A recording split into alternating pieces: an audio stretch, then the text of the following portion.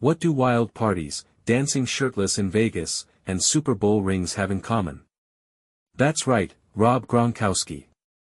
Or as fans lovingly call him, Gronk. But let's be clear, this isn't just a story about Rob. It's about transformation. It's about how someone can go from being a walking tabloid headline to a certified NFL legend. And honestly, it's a journey worth watching. Child Chapter 1, Born to be Wild and Tall. Let's rewind the clock. Amherst, New York. Rob Gronkowski was born into a household of giants. Literally. 4 brothers, all massive, all athletic, all wild. It was like a mini NFL training camp mixed with a WWE match in their backyard 24/7. Fun fact, the Gronkowski household had a full-blown gym in the basement and protein shakes before bedtime. This wasn't your average family dinner. Narrator, from the start, Rob wasn't just built different, he grew up different. Even in high school, his coaches remember him not only dominating defenders but also doing keg stands at house parties. I mean, imagine sacking your chemistry teacher on Friday and then twerking in a foam pit Saturday night. That was Gronk. Graduation Cap Chapter 2, College Chaos, the Arizona Years. Then came the University of Arizona.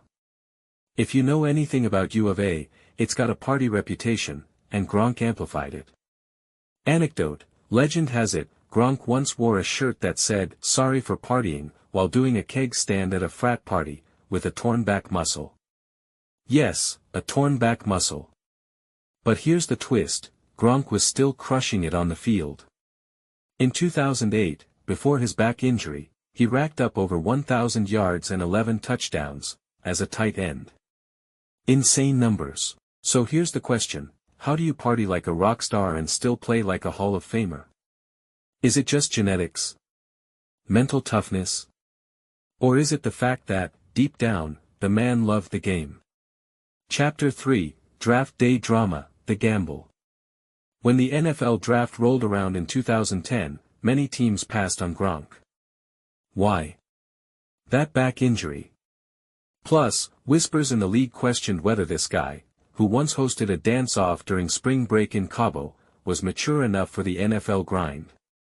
Narrator, and yet, Bill Belichick took the bait. Now this part always gets people talking. Belichick, the no-nonsense, hoodie-wearing tactical genius, chose Gronk. Was it guts? Or a moment of madness?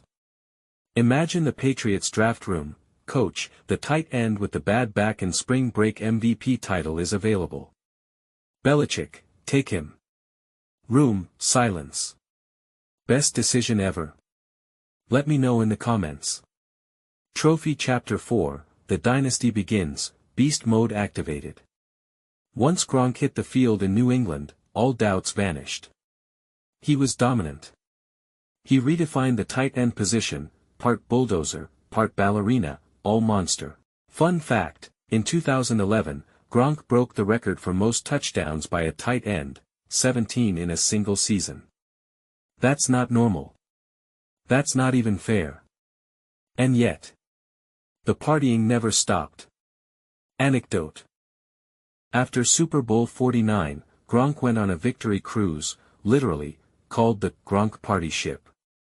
It had Flo Rida performing, dance-offs with fans, and Gronk twerking with strangers.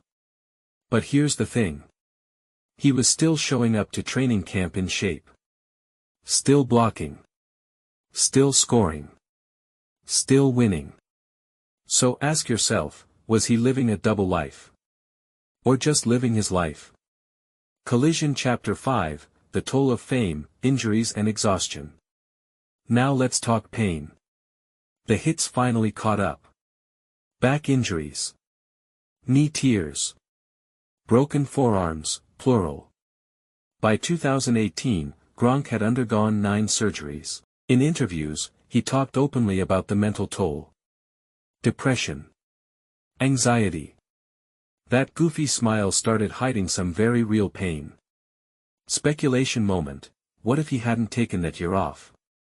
Would his body have held up? Or would we be talking about a tragic downfall? Person in Lotus Position Chapter 6, Retirement, CBD, and a New Gronk. Then. Silence. Gronk retired at 29. People were shocked. Some said he'd party himself into oblivion. But what did he do? He launched a business. Started promoting CBD for recovery. Talked openly about mental health.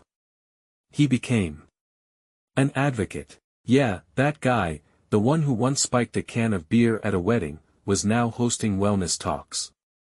Narrator, the party animal had evolved.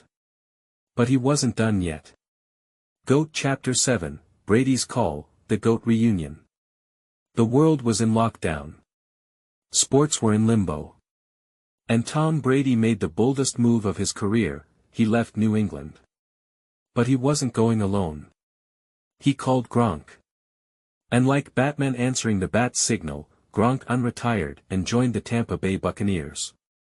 Audience prompt: would you come out of retirement to follow your best friend into battle again? Hit me with your answer down below. What happened next? You know it, Super Bowl 55, touchdown catch. Dominant performance. Championship. Joystick Chapter 8, The Legacy Beyond the Field.